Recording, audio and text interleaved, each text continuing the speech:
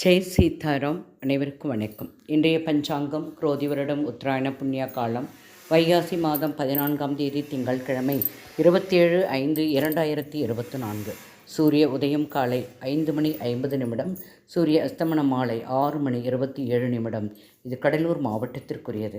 இன்றைய திதி தேய்பிறை சதுர்த்தி மாலை 5:08 வரை உள்ளது. பிறகு பஞ்சமி திதி. நட்சத்திரம் பூராடம் காலை 10:36 வரை உள்ளது. பிறகு உத்திராட நட்சத்திரம். யோகம் சுபம் காலை 7:04 வரை உள்ளது.